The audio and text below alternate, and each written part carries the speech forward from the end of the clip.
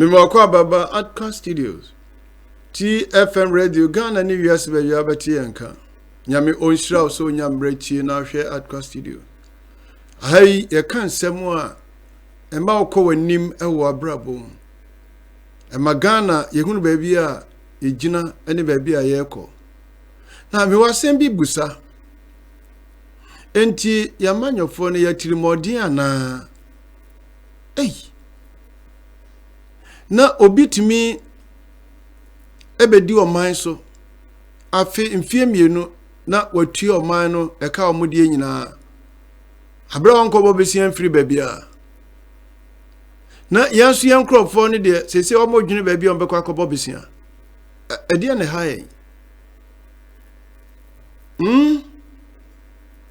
da bia na meka se amanyofo no omo nhyɛ da nsua de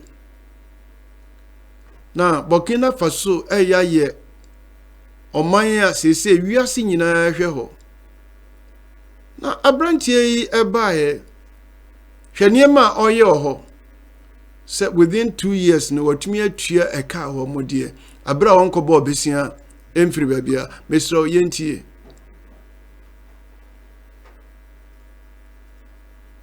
Burkina Faso has shaken both corrupt African leadership and the Western-dominated global financial system with its recent historic achievement. In a bold and strategic move that challenges the norms of African economic dependence, Burkina Faso has repaid an unprecedented 3,000 billion FCFA, approximately $4.79 billion, in domestic debt since the start of 2024. This monumental announcement was made by Prime Minister Joachimson Kilem de Tambela during the 21st National Government Private Sector meeting held in Bobo Dioulasso on November 22, 2024. This step represents a significant leap forward in Burkina Faso's pursuit of financial independence and economic stability. The Prime Minister's office emphasised that this repayment is not just a financial milestone, but also a deliberate strategy to boost national economic activity and support local businesses. It demonstrates the government's commitment to economic sovereignty by prioritising domestic obligations over dependence on external creditors.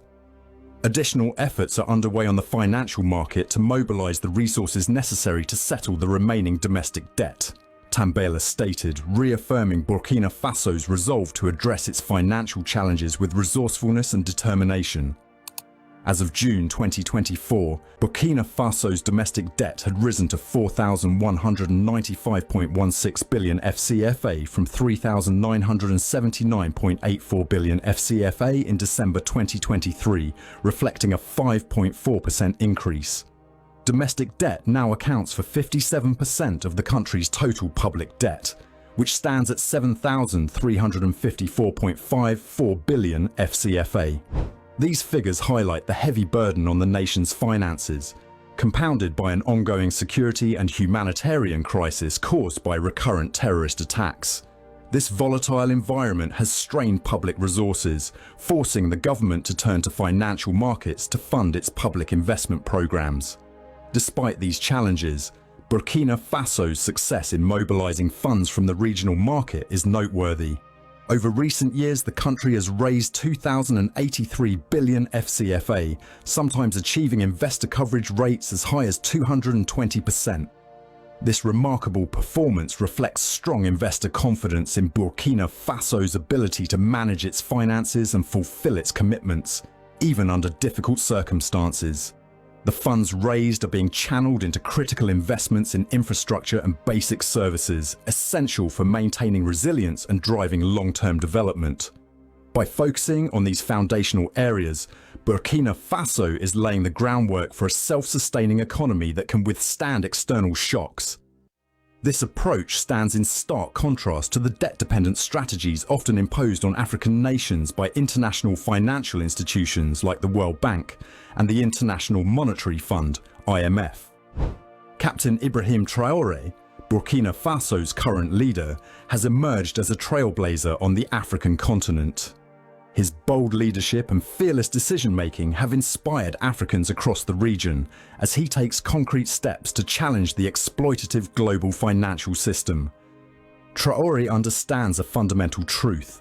Western nations, particularly the United States, will never default on their debts because their debts are denominated in their own currencies, which they can print at will.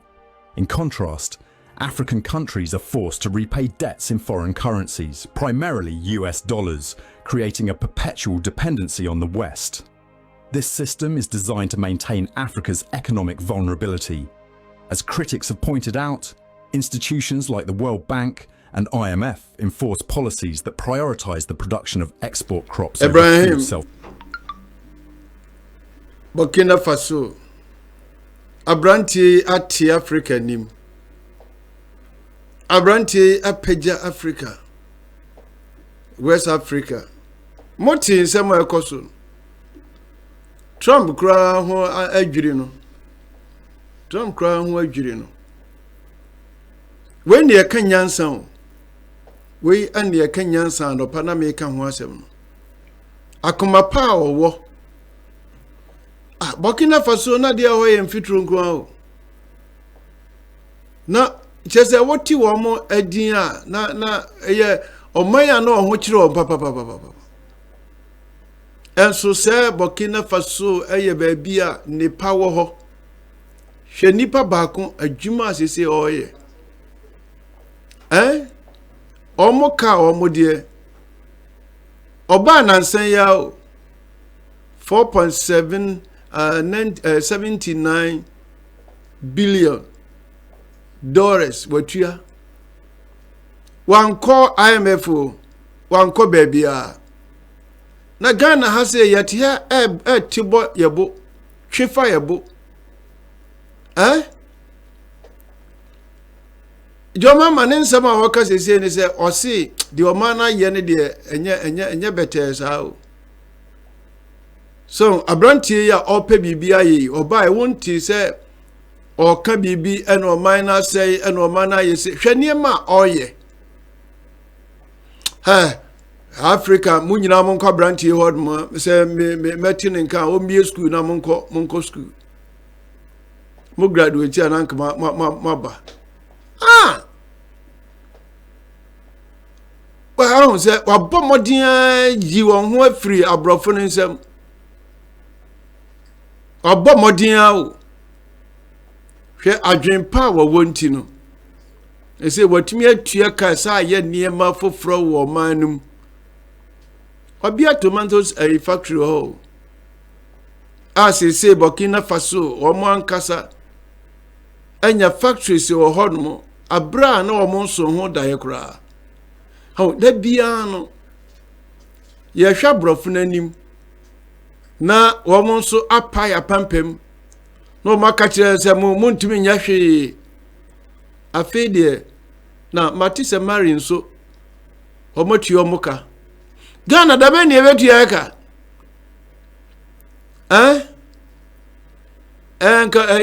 maybe I choma kwa insafo bi e ka ye bo atuani Ghana kali omunye omagin se omo batuani ne no kira o ti ba no mbogum akufado abogum sa every Kwame Nkrumah penso ebepim embra obeteki over ewo NDC ayi no ne adeka wo de meme kan na wo de aka ho ne adeka 120 say 120 cedis so say 120 pounds so na 120 na akufado buy no wabefa ko 760 760 ndi de ka ho ne anam de omu de no nim minim edan ya this kan be gumu ebekomu adan de na hai hwe ne ba no akufado ma no omu de ende bi so omu afiri omu Ghana omu so omu adwane bi de so ohunu so omu adwane amebe kan je so omu adwane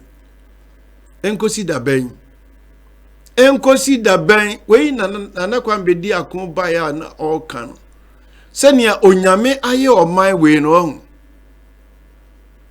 enisanke yakọ baabi kosi nsam yamfio adana na kwambedi akon kan nyansasem bi o se unya ho sadie nia wo Africa na upia omuhu se wa mobra omuhu se ohia no amu na wo enti na kana kuma se ono nso nyansa bi a ɔwɔ no ɔmfa mɛsesa nneɛma Ibrahim tra nyame nhyiraw nyame onhyiraw pa hwɛ we ɔma yɛku bɛbɛ systems o abibifo bɛyie ne yɛ bi anadwo yɛ bi awia wenum nyina so bɛkom na brɔfo na ta akyire o because munkonom kotum nuane mfiri ho ne enya kwan besisi mu na wagye atum sɛ pee ye kotu no no manya kwan besisi ai ade ne hae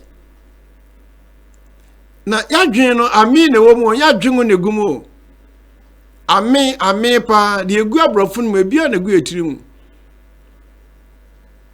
mom yen sori wai ne aya ka echi obi si eduabo we eduabo Burkina Faso nya no maso referee mfutuo no mu sesei akwan ya wo yie nyasam ketwa mfidi a wakra ene famine na yi a oye abrantie wo wadwen yesi PAD we je chese ni akeka we no nyina gu onum enso wo mo mbotew omo motew wo ye soja ni o ye soja ni o free soja mu hwadwuma omo enti na omo kan se onanima civilians no je asma oman kan so dabi oman no sori kwa bontin se dabi watena so na nka soja ni betena oman so no ayo oman se dia ene onso dwen ho sei me nka se enkoyeku o no be wusame me se onso dwen ho sei sani ankrofo yi ba no omototo papa so yi o dwen ho sei momien hyase anwune ye man ho wai ne nyansa ene obi a wo trase no hu se ade a meye ne nei okina emfaso a menyani nye ne se obi yenso okwakoye bi obi kanso oka bi abra won trase anwuna de na wo ye no Ibrahim nyame nhyiraw we ne ka se abrantie kokodurufo wo ana wokwatie ebabese o nyame won nhyiraw Burkina Faso na ekono Ghana yansu ya dai hwan ya twa no hwan na ya twa no jomama say wo de wo so adamfo ne abranti enya din o hye soja tade won so hye civilian yi wo betimi akọ ne nkyai no obusan se wahi ntasem ne den wahi ntasem mesi sa wo ye panion na se nyansa wakola bi mu na bra ho asitia ensa hwio mejiri so obeko hwe no ankofa Russia for na ama no ma mesese aniemo dinkai ko ono ne Russia for wa yankufo dinkai ko no so wo betena so a me srewo na watwe miensa pe ko ho okwa awosime ba okra betimi awo no because o ba brantie na say one ne kra be pe ede na wahi ntasem ede na waye asese Burkina Faso wiase nyina ka ho asemi hwe commentary ya na wutie broni na ka eya brofo no nwanwa hwe enya abrofo no nyina na omusisi Africa omope o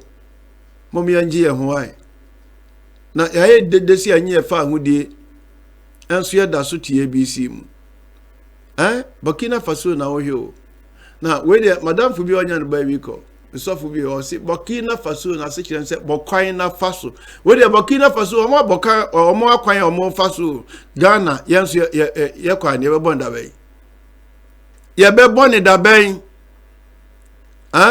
ekwan na dawe ni enam nwura bu twa sao bejidi ye se jomama obebo homojin na Ghana nso ya kin ho nsem sei nke babo yansema ma wo na begina no muka se MPP fu abokaguo enti dum so no de wo se eba